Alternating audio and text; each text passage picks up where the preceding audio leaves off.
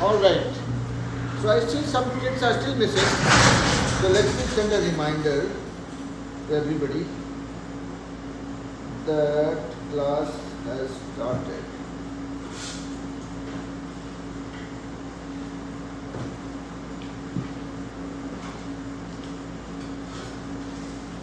Okay. So, yep. And if possible, keep your videos on. That's the only way I interact with you guys better. Otherwise, if I keep talking to you guys, if I keep talking to the screen, I'll become a robot very soon. Alright? So what are we going to learn today? That's the big question mark. Yes, Arav? What do you remember? I remember Okay.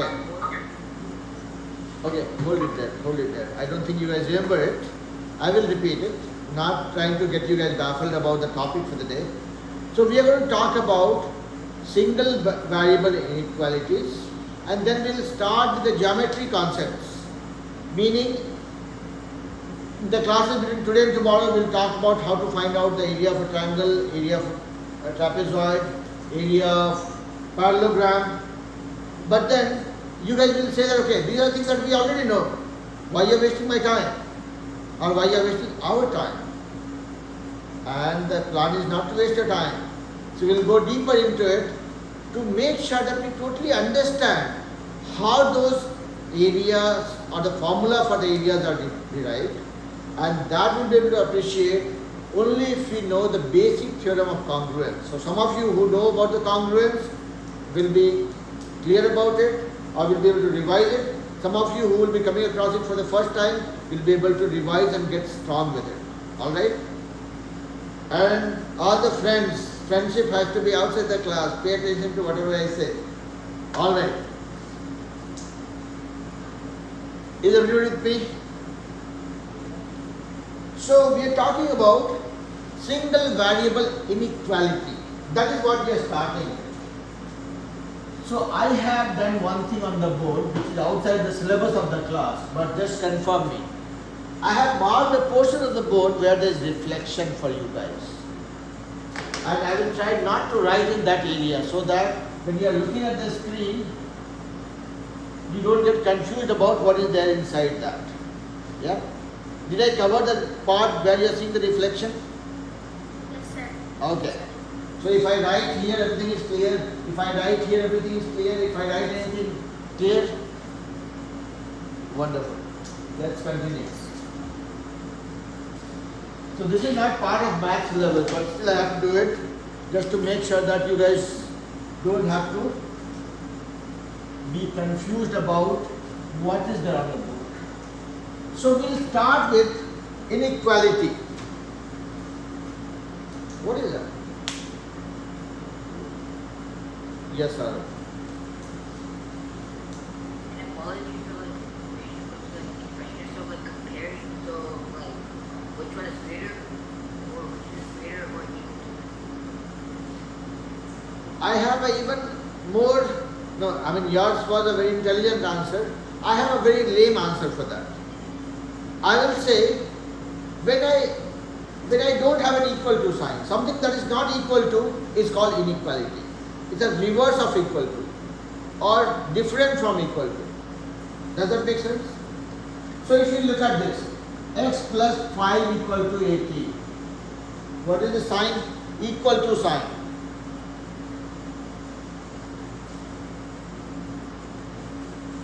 This is an inequality example. This is inequality example. This is inequality example. When it is not perfect equal to. So basically when you have an equation but you don't have an equal to sign. This is not equal to, this is greater than equal to. This is greater than. Expression, right? I'm sorry, beta? So then it's an expression, right? No, I will not call it expression still. This will still be an equation.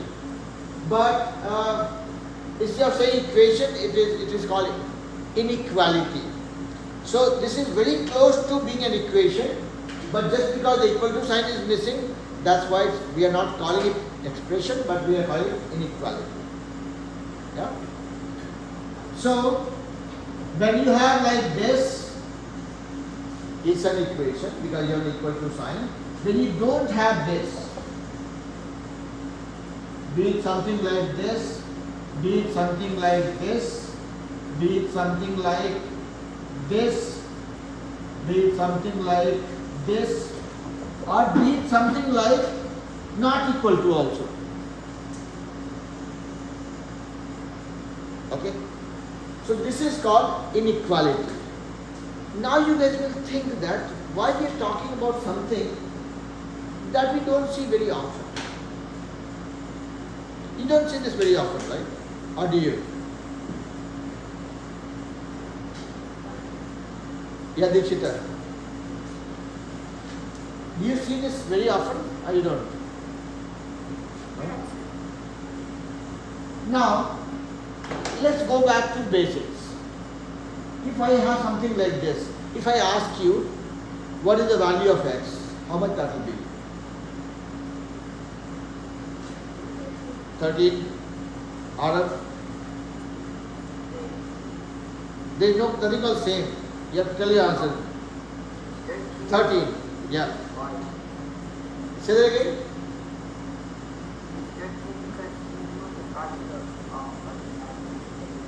Right. So x will be equal to 18 minus 5. Dikshita, is that your answer as well, beta?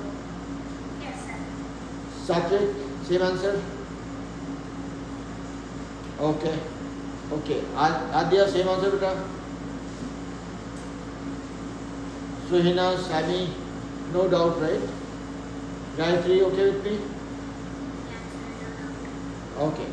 Now, so that is why I am here, to create more doubt for you guys. Now tell me the value of x.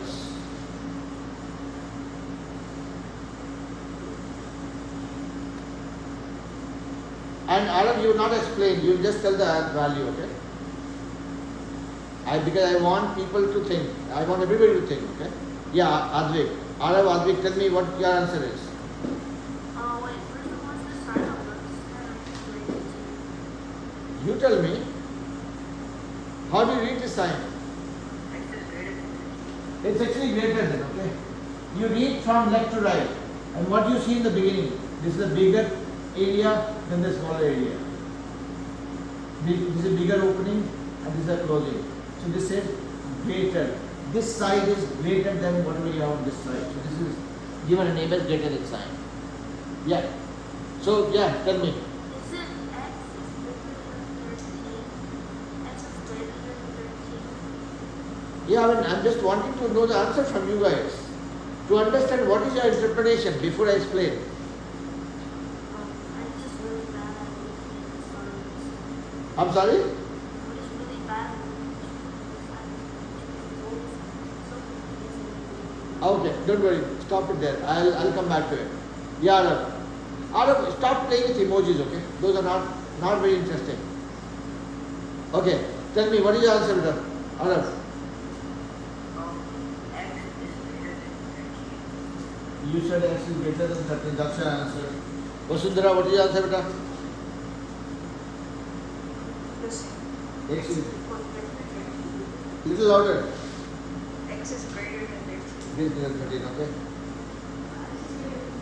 X is greater than 13. Dikshita, same answer? Yes, sir. Not fun. Now, as I have told you guys 100 times at least, that your teacher is not very intelligent, unfortunately. How will you explain this to me? X, I know somebody says x equal to 5, x equal to 6, x equal to 9, that much I can understand. My intelligence supports me only till that level. When you say x is greater than 13, how do I interpret this?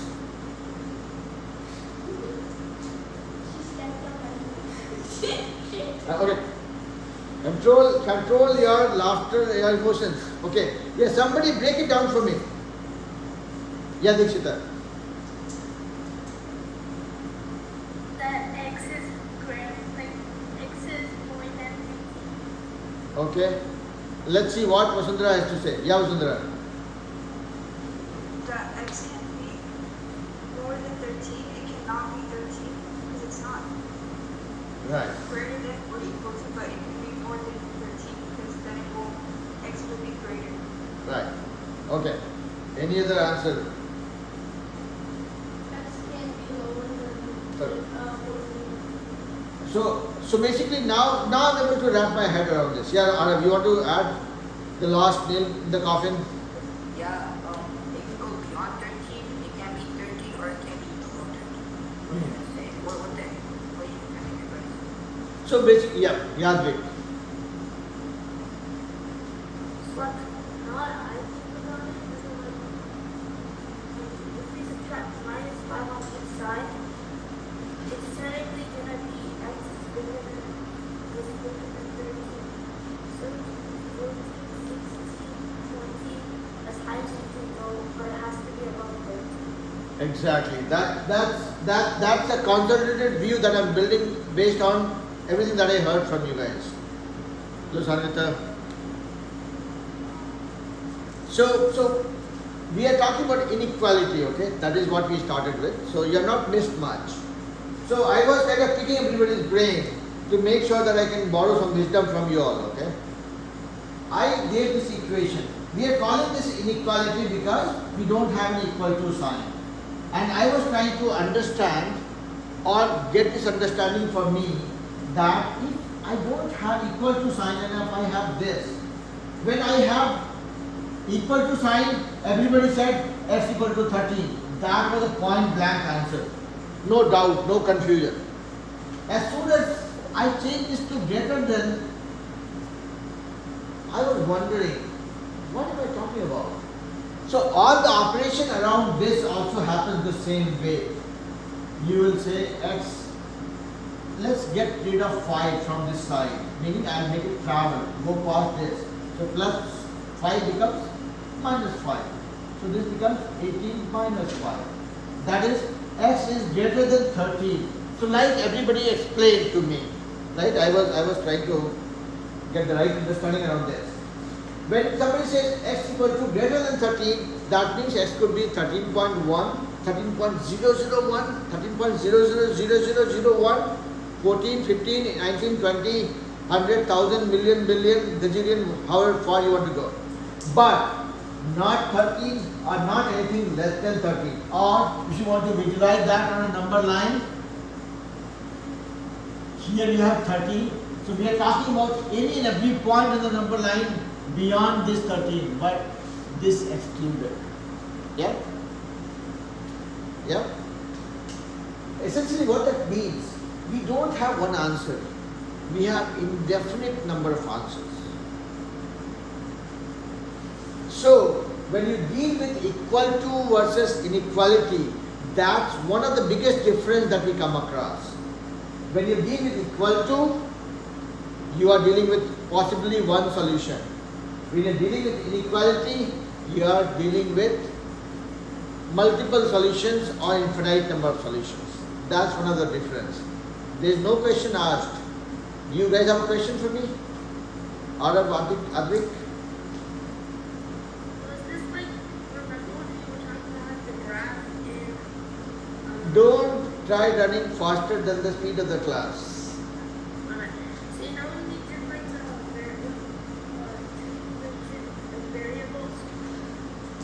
I'll repeat myself because I'm like a record player. I'm repeating myself saying don't try running faster than the class. I will come to that, okay? So, see, I know this might be second iteration for you guys, so some of the things you'll already know. But I will not keep hopping to escape the basic concept so that everybody is on the same page, okay? Saying, is this like that contract we were talking about? So if you break the contract, you break the equation? I mean, see, obviously anything, be it written in the form of equation or be it something that is written in the form of an inequality, ultimately this is an agreement between this whole thing and says that your x has to be greater than 13. That means x is not equal to 13 or not less than 13.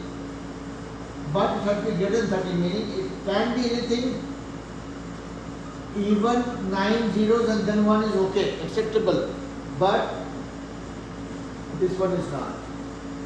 Okay? And as I mentioned, you can think of going as far as possible on the number line. So this is just to build the right understanding about it, okay? Let's not beat it further down. We will come to more interesting aspects of it. So now let's go back to little more interesting aspect of it. So since I think you touched upon a very interesting thing, right? You talked about a contract. What happened? Pay attention, okay? Otherwise, I will get distracted. If I get distracted, imagine all the 20 kids here getting distracted.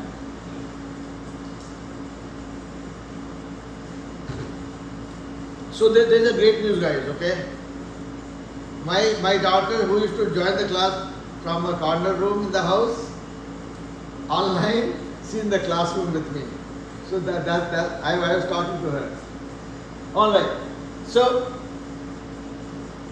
coming back to the point that Adit touched upon about the contract, about the equation, about different things. So far we have talked about, okay, x plus 3 equal to something. We know how to find out the value of x. X plus 3 greater than something. We know how do we find so many answers for that. But how does it work when we talk about a linear equation? How does it relate? Myra here. Pay attention. If I have an equation like this equal to 5, you guys know how to plot it, right? Everybody is clear about it? We will still plot it. Okay? I will not waste a lot of time. I will make it short.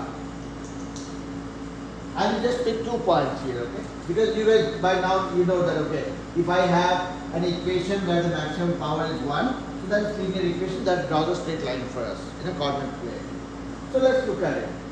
Let's find out some value of x and y. I mean, when I have an equation, this is nothing but a contract between x and y which says my value plus 2 times your value will be equal to 5. Now if I change my value, your value will also change, but the sum will not change, that will remain 5.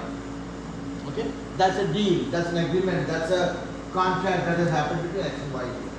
Now let's say what happens when my x is 0. Oh, when x is 0, 2y equal to 5, y equal to 5 by 2 or 2.5. Everybody with me, right? Shaurya, Saranya, not Saranya, Saranya is not in this class. Shaurya, Gayatri, Sami, Suhina. I was calling. Okay. Satvik, everybody clear, right, so far? Sorry, you have not said anything so far, but I am assuming that you are with me, right? Yes, sir. Okay. Any doubt, don't hesitate to ask.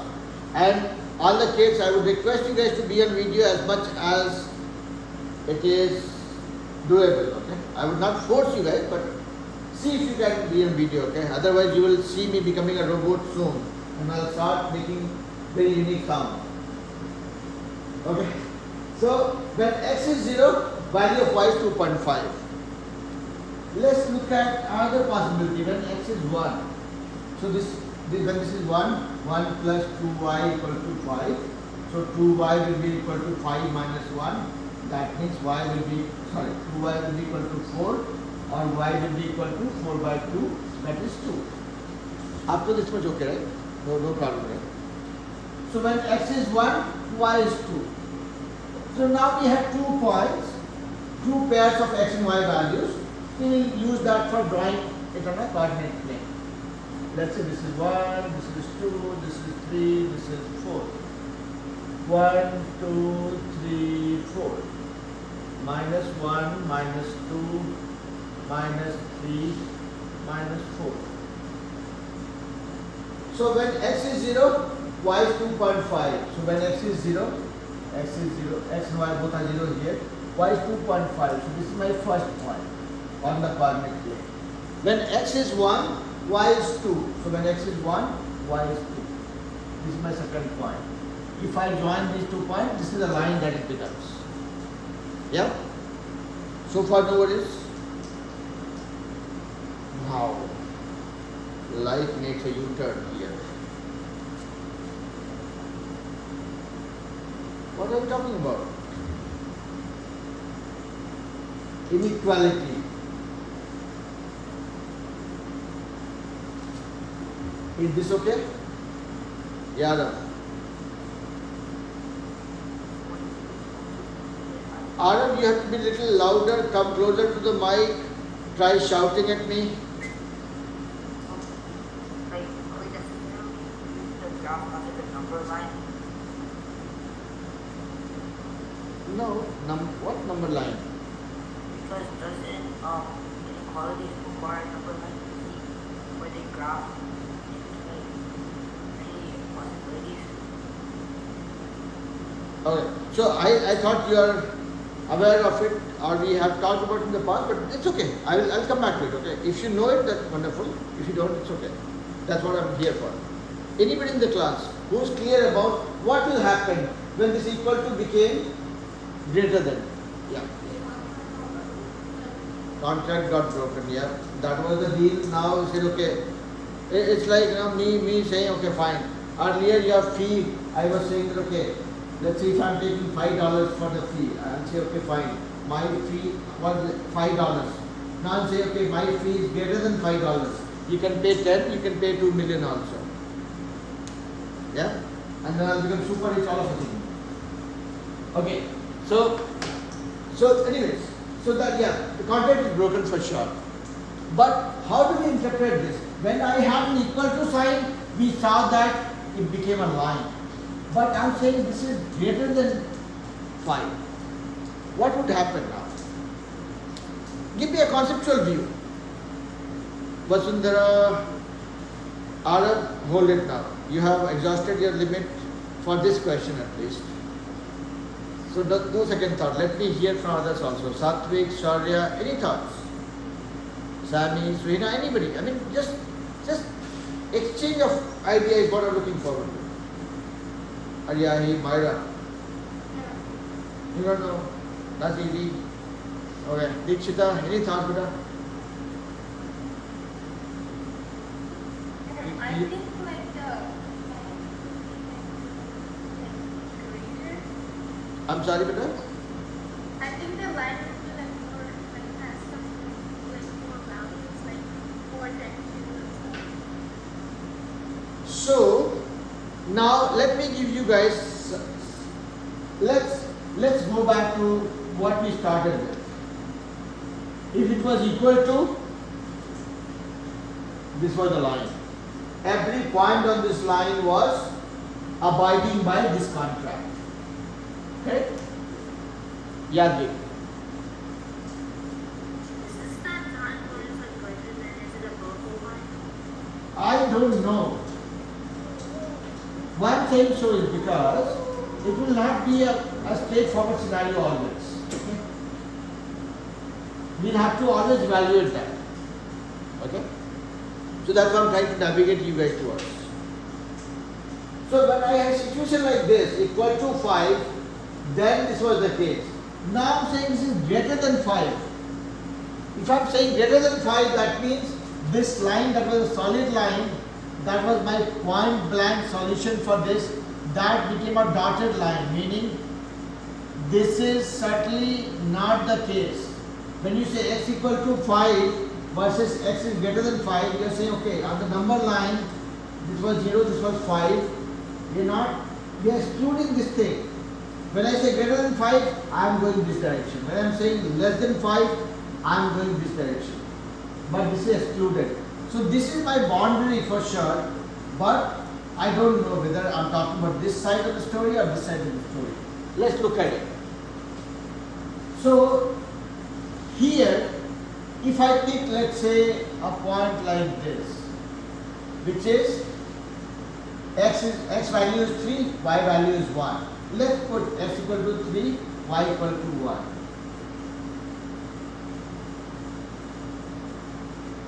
X is 3, y is 1.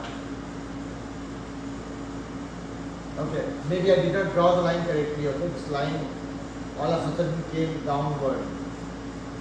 That would have been here as well. So when I say x equal to 3, y equal to, when I pick up one point, so this point is x equal to 3,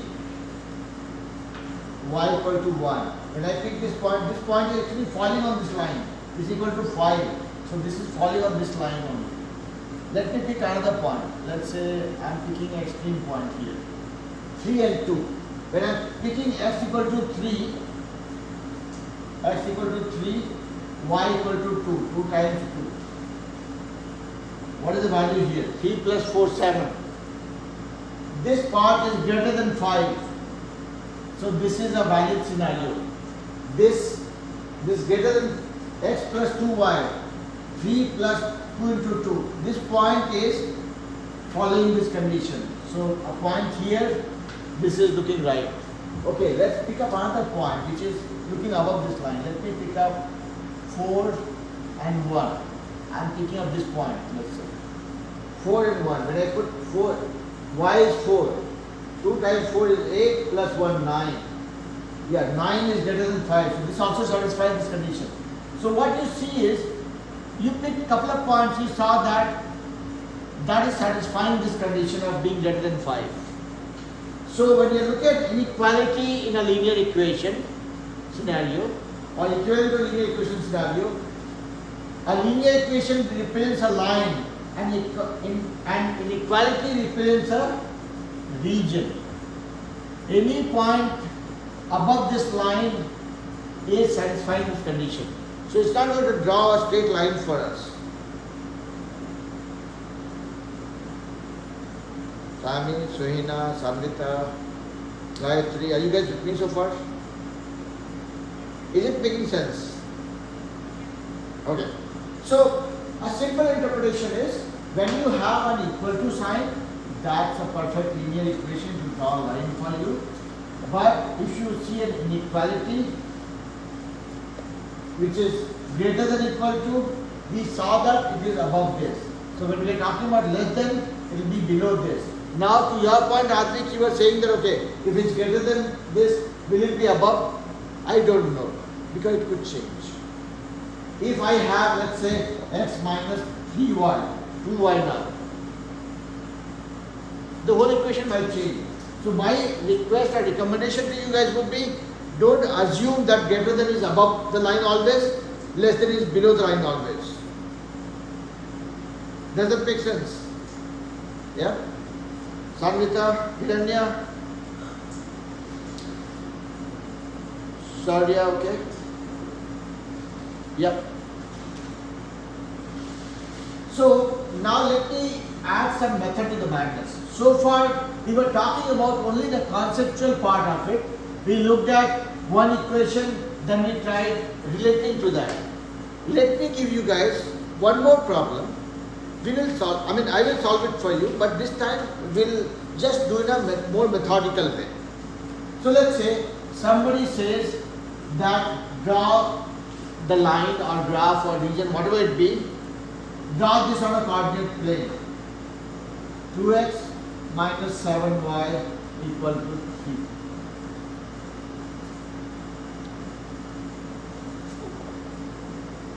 3. Less than 3. If somebody says draw this on a coordinate plane, first thing you will do is ignore this sign. Just keep it in your mind and make it equal to, make your table. It's looking like a linear equation. You would not want to waste a lot of time talking about multiple points. You will just use 2 points because that is enough for drawing a line. Convert this less than 3 to equal to 3 and then make the table. So let's say when x is 0, when x is 0, this is 0. So minus 7y will be equal to 3. Minus 7y will be equal to 3. So y will be equal to, or minus y will be 3 by 7. Or y will be minus 3 by 7. Minus 3 by 7. So that is almost like 0.4, minus 0.4. Okay? Now, when y is 0, what is the value of x? When y is 0, this is 0, so x will be 3 by 2, 1.5. So we got 2 points, okay? So what we did was, we had an inequality sign, we replaced that with equal to, we just kept it in our memory. And we converted it to linear equation and made this table.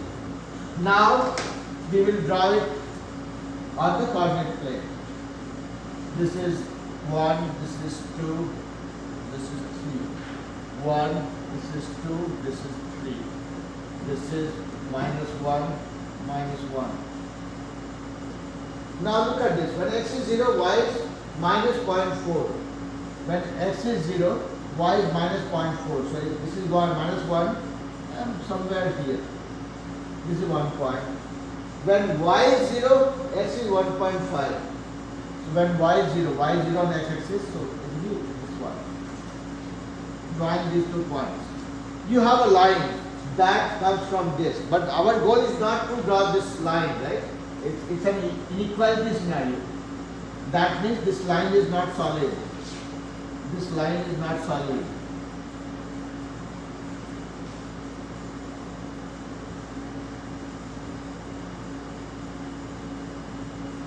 So when I'm putting this dotted line, I'm saying that this is my boundary line. It could be above this or below this.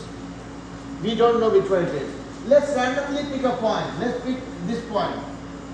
What is this point? X is 1, y is 2. Let's put it here. X is 1. X is 1. 2 into 1 minus y is 2. Y is 2. 7 into 2 is 14. How much is this? 2 minus 14 is minus 12.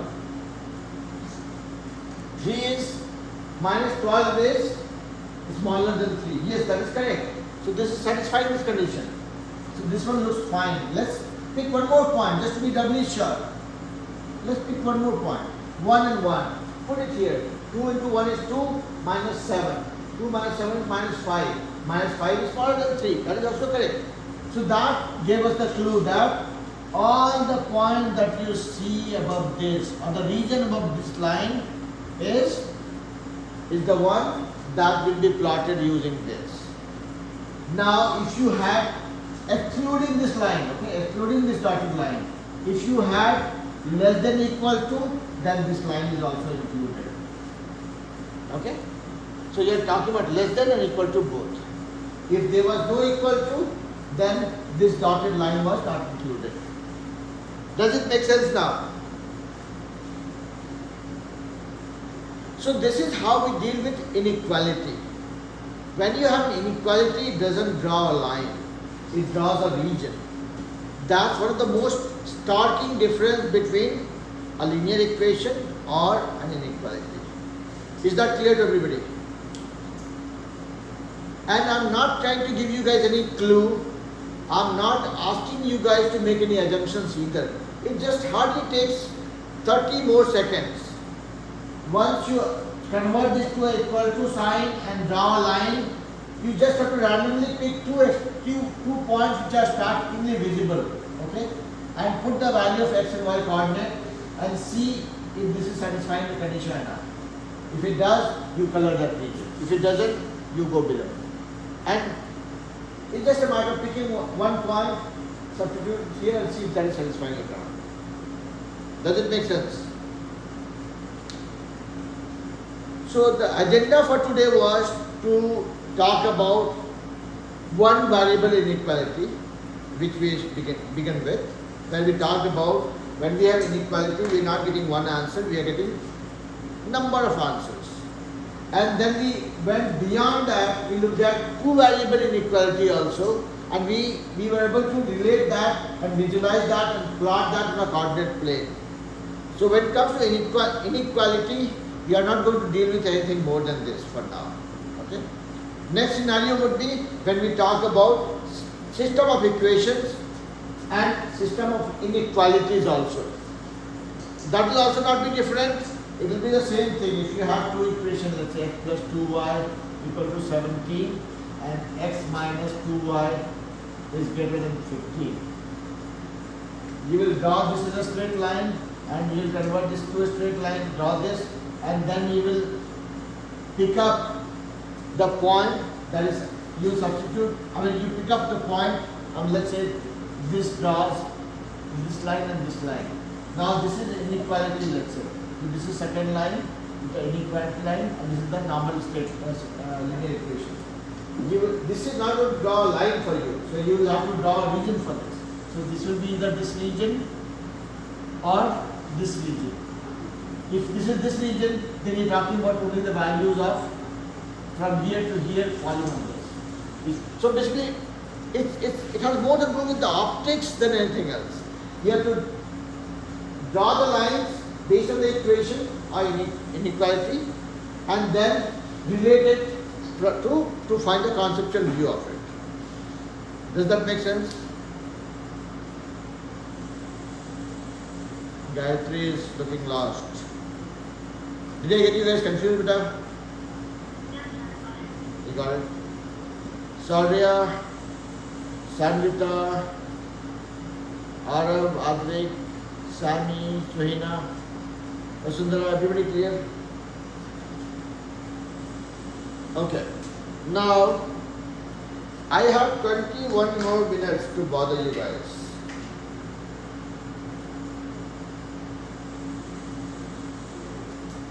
And Dikshita saying, don't worry, I'm okay with you bothering me for 20 more minutes.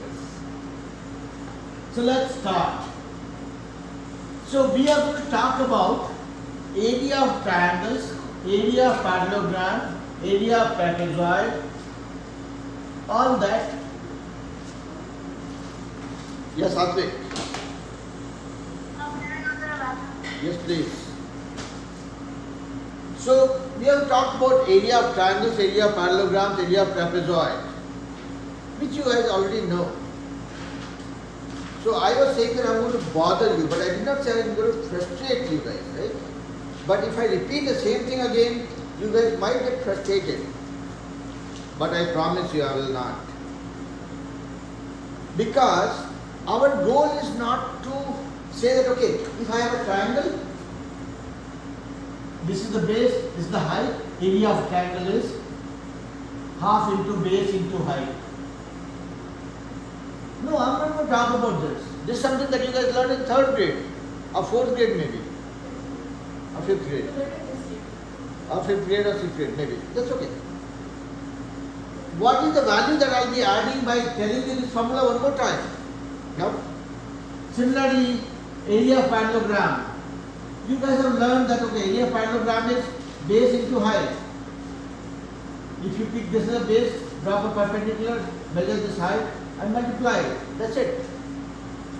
But we are not going to go there. I'm not going to memorize these formulas. We are going to look at the base of it. We are going to look at the root of it to find out from where did the formula came into existence.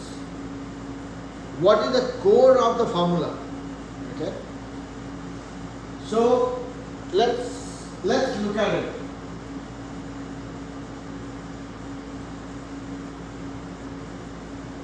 I'll start with some very basic stuff, just to kind of help you guys recall. This is a simple shape called rectangle. Barring my drawing skills, this still looks like a rectangle, correct? Does it look like a rectangle? What is the property of rectangle that we are all aware of? That rectangle has opposite sides equal and parallel to each other. So this side and this side are equal and parallel. This side and this side are equal and parallel. And every angle is 90 degrees. Yeah? If I join, let's say, these two corners. So let's say this was my rectangle, ABCD. I joined B and D. By joining B and D, what did I do? I split this rectangle into two equal triangles, or to be more specific, two equal right angle triangles. Yeah? So basically ABD and BCD are two equal right angle triangles. And I'm kind of forcing you guys to believe that they are equal. You might not agree also. And I'll find out my ways to make you guys agree to it. So right now it looks like, visually it looks like, okay, this triangle and this triangle are looking similar or same. Not similar, they are looking same. Or I will use a term called congruent. I am saying that this triangle and this triangle both are congruent. What does it mean? If you look at both my hands, yeah, they're exactly the same. Yep, yeah, Dikshita. Is that what you are saying, Mira? Yes, sir. So when you say something is congruent, if you look at both my hands, by God's grace, they are congruent. They're exactly the same. They overlay each other completely. Imagine if it was like this. I would have not been able to show my hands to you guys with so much confidence. Now if you look at this phone and this eraser, do they look congruent? From this side, this guy gets hidden. From this side, eraser gets completely hidden. Yeah? They are not congruent. So anything, Yadav, you're saying something? That's fine. Okay. So when you say two things are congruent, the simple meaning is they are exactly the same. They can replace each other, they can represent each other, they have the same values, same properties, same qualities, same area, same perimeter. Anything and everything that you can think of being same. If you say two shapes are congruent, you are saying that they are exactly the same. Adam, you don't have to keep raising your hand in between. Allow me to complete what I am saying. Okay? And again, I am not saying that you guys should not be asking questions, but there will be a protocol for that. Once I complete, I am always asking you guys, is there any doubt? Is there anything to be asked? Is there anything that is not clear? That is your opportunity for talking. You will not keep on raising hand in between, otherwise that disturbs my chain of thoughts. Alright? So now we are coming back to the concept called congruence. If I am saying two shapes are congruent, simple meaning of that is these two shapes have exactly matching property. Again, this is not looking congruent. If I am saying these two are congruent, that means they have exactly matching properties. This side same, this side same, this side same.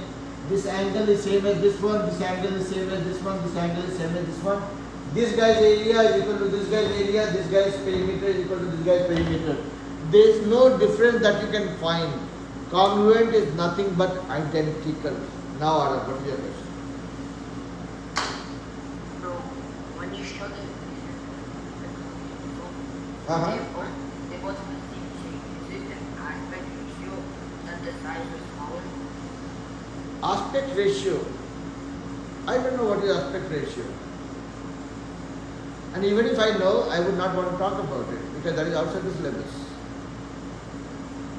Yeah? Yadvik. I love the match with the hands. Yeah. No, so, again, so see, my point is this. I might be sounding that I'm kind of giving you a cold shoulder here. That is not the point. I know we all know a lot of things, but we'll only relate the relatable concepts together. Okay? See, when we talk about triangles, I can talk about similarity also, but that's a different property altogether that might not have any relevance when we are talking with respect to congruence, right? So that's why I'm trying to cut down on the things that we don't want to discuss right now, which might become a distraction for us. So now, again, I kind of forced you guys to believe that when I had a rectangle, I joined the two corners, split this into two identical triangles. And when I say identical, that means I'm saying they are congruent, they have everything matching. But what did I do to make you believe that? I'm just kind of still forcing this concept on you. So that is where we will need to talk about the 4 theorems of congruence. That is where I want to get you guys to a point where whatever I say, this triangle is congruent, you will say how, and that is where I have to prove it. So there are 4 theorems of congruence that we all need to be aware of at any point in time. One is called SSS, second one is called SAS, third one is called ASA, and fourth one is called RHS. Now everybody must be breaking their head, whoever doesn't, or whoever has not come across this in the past, right? These are the 4 theorems or 4 proven concepts that you can use to find out congruence of triangles or congruence among triangles. Okay? Now look at, let's do a double click on this. Do you guys remember what do I mean by these theorems here? Are you able to recall? Yeah, go ahead. One is side.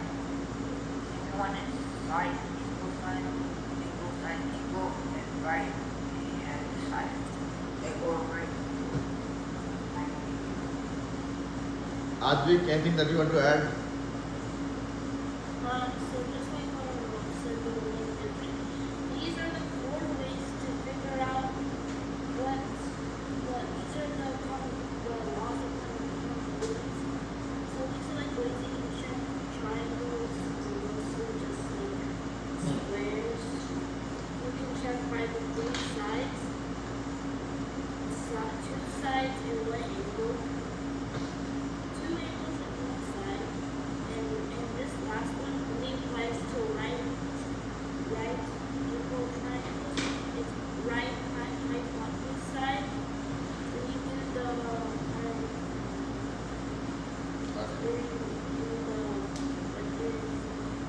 So you guys remember almost 90% of what we have talked about, and just 10% you'll be able to recall again, not a problem. Now let me make it simple now for everybody. These 4 things, SSS, SAS, ASA, RHS, these are acronyms. Here S stands for side, A stands for angle. Okay? So when you are looking at SSS, this is a theorem which says that you have 2 triangles. For them to be identical, if their 3 sides are matching, let's say this is side 1, this is side 2, this is side 3. If this matches with side 1, 2 and 3 of the second triangle, they will be congruent, meaning they will be identical. Okay? Meaning, if you have 3 sides of this triangle matching with these 3 sides of this triangle, that means every other property will match. Meaning this angle will match, this angle will match, this angle and this angle will also match. And the area of this triangle will be the same as area of this triangle. Perimeter of this triangle will be the same as perimeter of this triangle. There is nothing more about it that you want to be aware of. Okay? So this is one theorem which says side, side, side. If 2 triangles have 3 matching sides, then they will be congruent. But why? Just because this teacher has written SSS, that becomes a thumb rule now. You don't have to trust me for everything that I say. Let's first talk about these theorems first, and then we'll go on proving it one by one. We'll make sure that we get convinced about these theorems before we try using them. Yeah? Vasundhara, do you remember better? These things being taught in the past? A little bit? What's happening? The screen is dancing. I see people's screen moving around. Okay. So, this is the first theorem which says 2 triangles, you will say they are congruent only if the sides are matching. Let me define this and then we'll prove it also. Second theorem says side angle side, meaning any 2 triangle, if you have 2 sides matching, let's say this side 1 and this side is also same. This is 2 and this side is also same. And the angle between these two sides, angle is between them. So this angle and this angle also matches. Okay. If you have two triangles and this triangle A and this triangle B, one side matches, second side matches, and the angle between them matches, they will be congruent. Meaning every other property of these two triangles will be the same.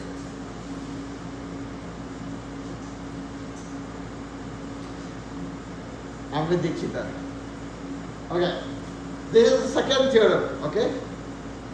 Third theorem, ASA. How do you relate it? Meaning, if you have two triangles where two angles are matching, so this angle and this angle matching, this angle matching, and the side between the two angles, right? This side and this side, if they are matching, then the two triangles are congruent. And again, I'm just telling you what the theorem is. I have not proven them. Okay, so I will come to prove it also. So now we will see how do we apply this theorem to validate whatever I said.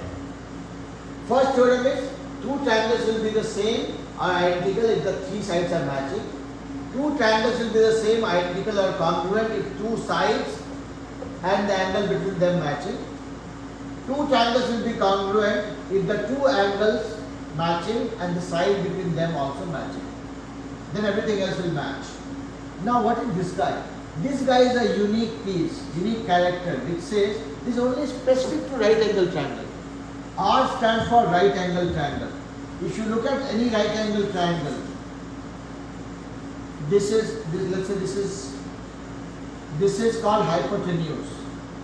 The largest side of the right angle triangle, which is just opposite to the 90-degree angle. This is called hypotenuse. And this is side. So, as per this theorem, it says two right angle triangles. This stands for right angle triangle. So, this theorem is only valid for right angle triangles. Two right angle triangles will be congruent if the hypotenuse matches and one of the side matches. If this side matches, they will be congruent. So these are four theorems of congruence that we will always use for proving if two triangles are identical or congruent or not. Okay? Now, this is what I hate, because I am asking you guys to memorize it. Math is not about memorizing things. We will prove it.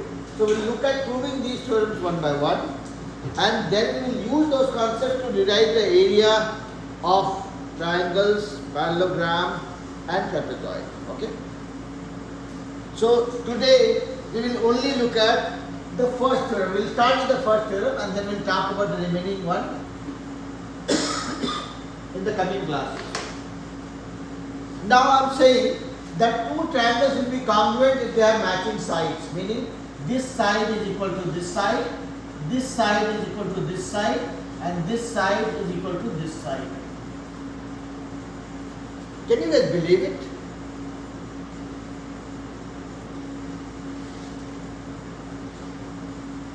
Now, Alan is showing me the surprise emoji. That is, okay, sorry I'm saying I don't believe it. And you don't have to. Now what I'm saying to you guys is, every triangle has a base. Let's say this side and this side are. I'm picking this side, okay? Let's say this is 5 centimeter, this is 8 centimeter, and this is 6 centimeter. I take this as 8 centimeter. I took a protractor of length 5 centimeter. I drew an arc. This is a 5 centimeter arc. Then I took a protractor with 6 centimeter and I drew another arc. It met somewhere here.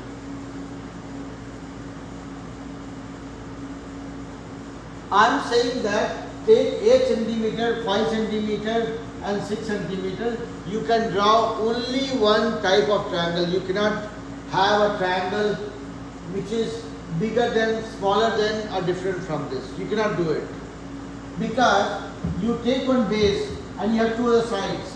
When you cross them, when you draw the two arcs using the projector with this length, it will meet in only one place. There is no other way for you to imagine this. This is your drawing. There are 2 points. You are drawing one circle with 5 centimeter, another circle with 6 centimeter. Look at this. This was your 8 centimeter thing. This from here to here 5 centimeters. Here to here is 6 centimeters. There are no ways you can make a different triangle. It will always meet at this point or this point. So even if you have these two triangles, they are exactly the same, meaning they are mirror image of each other. If you look at this picture also. So here the thumb rule is, it's more of a challenge, okay? I'm telling you guys, between today's class and next class, let's take a dimension, okay? 5, 7 and 8 centimeters, okay? And try drawing 2, 3, 4, 5 triangles, okay? And using the scale, okay? Don't draw it with a free hand. Draw it using a scale and the projector. And then if you ever find any of the two triangles that you have drawn, you can draw it 10 times, 15 times, 20 times. And then try overlaying the triangles. If you see they being different in terms of the space it takes, come back to me. I'll offer you $101 as a prize money. Okay? So basically, it's not about money, okay? It's about the way it is. You cannot draw two different triangles. The way I was trying to sketch it here, right? This is like a universal truth. When you draw a circle, any point from here to any point on the circle will be the same. This radius will be the same. It cannot change. Likewise, when you try drawing it, I am giving you a challenge here that try drawing a n number of triangles with this dimension. 5 centimeters, 7 centimeter, 8 centimeter. And draw it, cut the triangle, okay? And then try to overlay them and see if any of the triangle is bigger or smaller than each other. You might end up rotating it, but again, it will take the same area, okay? That's what I'm trying to say. Try matching 8 with 8 on the second triangle, you will see that these two corners match, okay? Try doing that exercise and then we'll talk about it. Talk about other theorems in the next class. This one is, since it's a universal truth, that's why I was giving you all the example. I'm giving you an assignment that, okay, try drawing few triangles with this dimension and see if you are able to overlay them completely or not. If you are not able to overlay that and you are not using your hand, you can collect $101 as a prize money from me, okay, in the next class. Alright? So with that being said, I will let you guys go. This is the first theorem which says two triangles with matching sides, they'll be congruent to each other, okay? And the other three theorems that we have, that will prove it mathematically. This was more of a working exercise. We will look at the other 3 theorems in the next class, and then we'll go back to the formula for area of triangles, area of parallelograms, and area of trapezoid. Is that clear to everybody, or Saudia, are you convinced now, or you still have some doubt with that? No? Or what are you trying for? Okay. Don't play with emojis too much, okay? Sanvita, Vasundhara, Suhina, Sami, everybody clear? Yeah? Okay, enjoy, have fun. Talk to you guys tomorrow. Bye-bye, bye-bye, bye-bye.